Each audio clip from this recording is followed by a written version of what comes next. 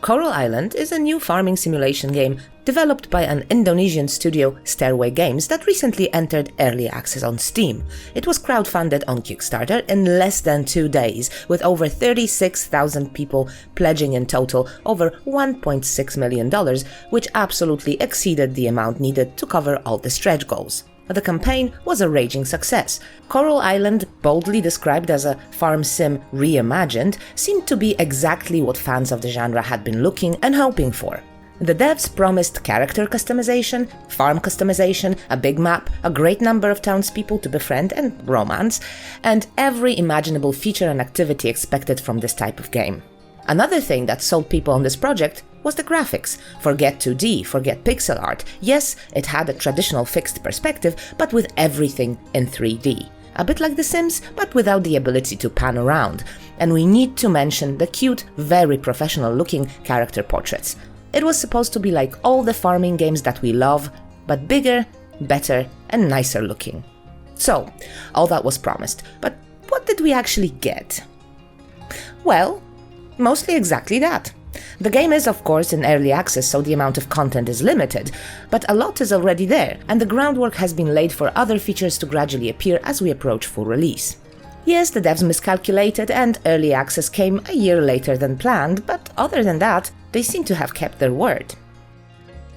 The game takes us on a beautiful tropical island, where we are supposed to breathe new life into an old farm, the entire town, and even the coral reef itself. There is, potentially, tons of stuff to do. Apart from the typical activities like farming, fishing and mining, we also have diving, a unique, beautiful and relaxing experience. Probably my favorite in the entire game. It's a repetitive and almost mindless thing, but also weirdly satisfying and dreamy. It reminds me of a song from a Polish artist, Lechianerka, so keep swaying in a mint-colored mist, like a seahorse over the malachite seabed.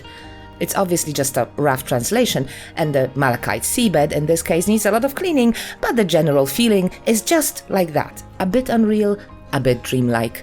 Mostly, I think, due to music.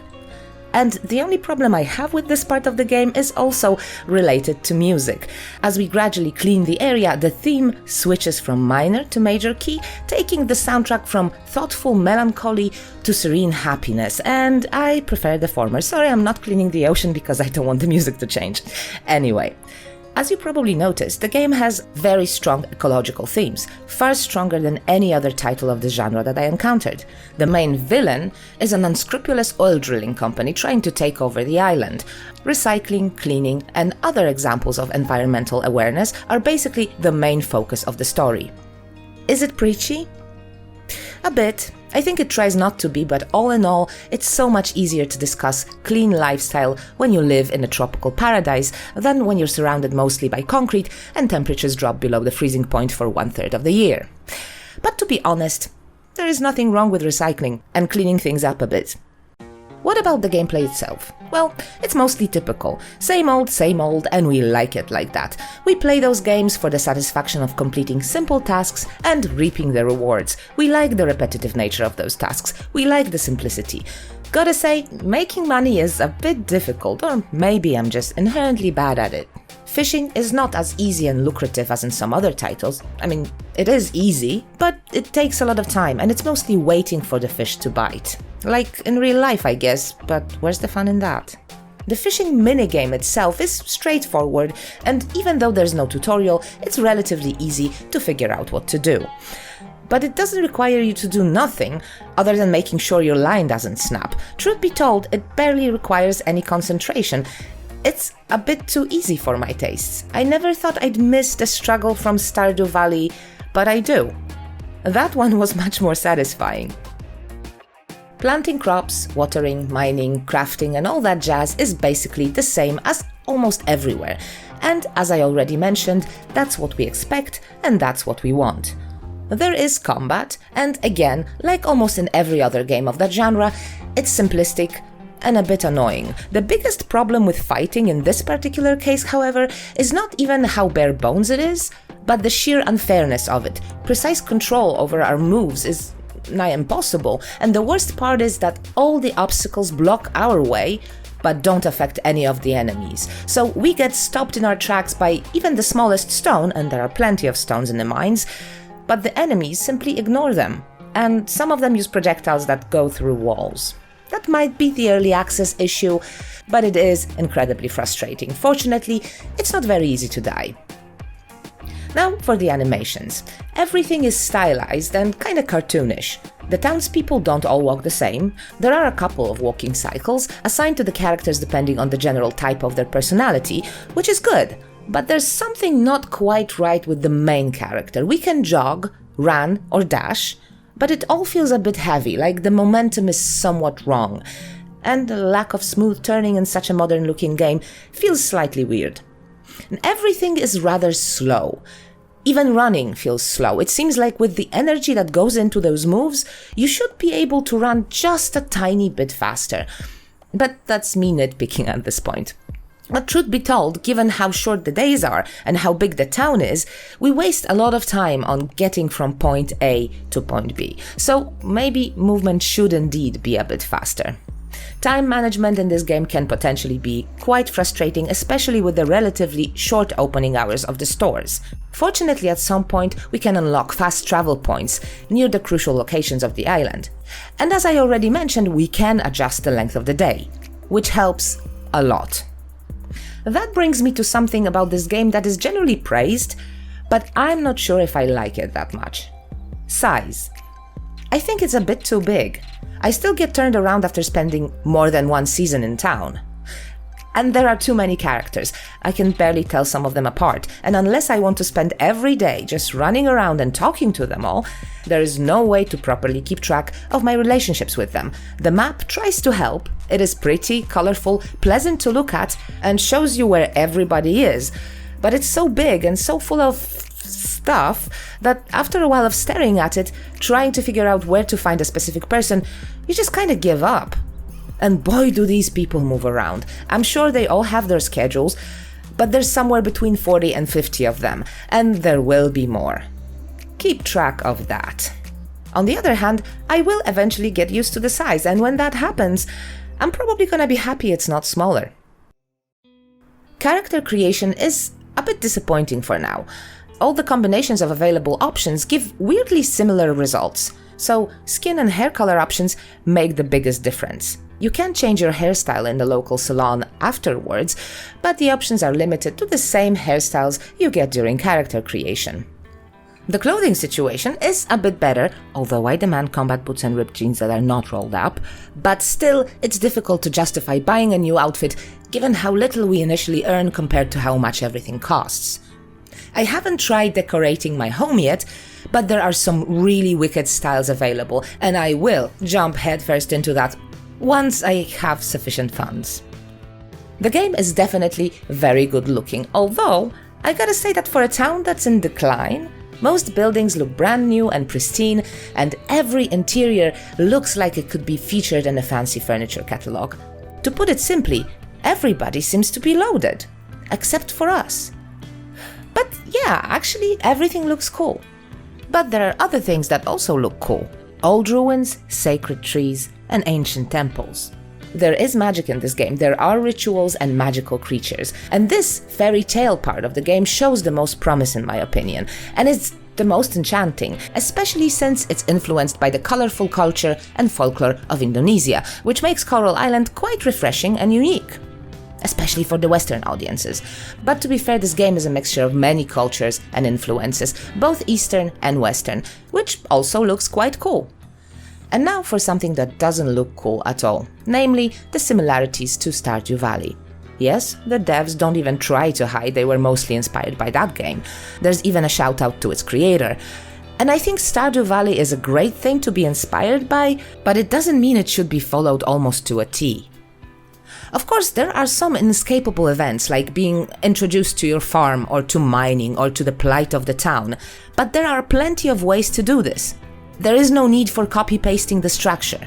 It's okay that all the tools and most of the machines are the same. Those are the basics of a farming sim. It's okay that we inherit the farm from our grandparent. At this point, that's a classic. It's okay that the first enemies in the mines are slimes. That's a traditional weak enemy in many games. It's okay that the calendar with everyone's birthdays and festival dates is located next to the general store. That makes our lives easier. But why is it that certain scenes play out in a surprisingly similar way? When you first arrive, you're welcomed by the mayor and local carpenters, and jokes about the state of the farm and the house are exchanged. The mine entrance is initially blocked.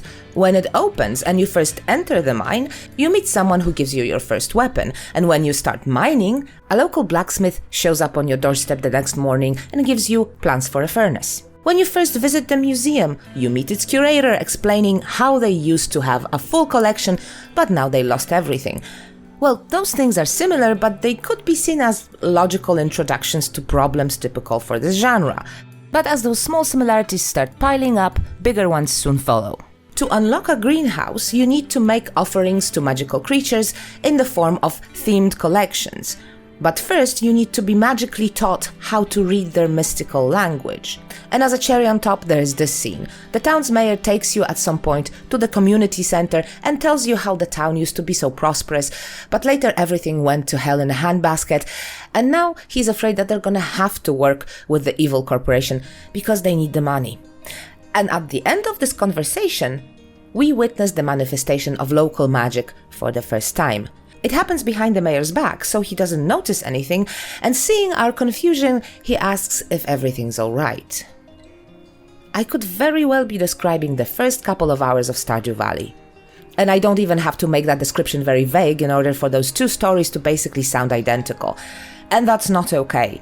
It's not a shout-out. It's a direct copy of storytelling elements. This game is not a farm sim reimagined. It's Stardew Valley reimagined. It's just as if the devs feel that since they made a more modern looking game and charge more money for it, they don't have to come up with as many original ideas. And before you say anything, I am aware that Stardew Valley basically started out as a clone of Harvest Moon. But Concerned Ape clearly stated, hey, it's a clone, and then he came up with so many improvements, ideas, and original stories that what could have been seen as plagiarism became defining elements of the entire genre. Maybe the devs of Coral Island see their creative decisions as paying homage. Maybe they think it's a pleasant shout-out. No, putting an abandoned house in your game where an animal sells items, that's a shout-out. And naming this animal Concerned Monkey, that's a shout-out. But lifting not only key storytelling elements, but an entire scene, well, that's jarring and unnecessary. Now, having said all that, I do like this game. I do like its flavor. I do like the original elements it offers. The idea of saving the coral reef is good. Diving is good. It will never be as universal as Stardew Valley because it tries to be way too current for that. But it doesn't have to be, it's nice enough, and I'm actually looking forward to the new content. I already know I'm not gonna play it as much as Stardew Valley, and I most likely won't create as many separate characters, although frankly that will greatly depend on the number of townies I'm gonna want to marry.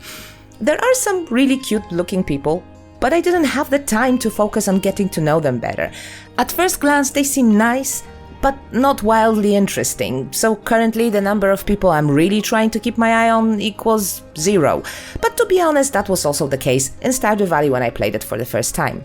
So the fact that the townies don't seem like much doesn't mean that much. They do talk a lot about allergies though. Apart from the evil pufferfish corporation, this seems to be one of the most popular topics on this island. Anyway, so do I recommend Coral Island? Yes. Why not?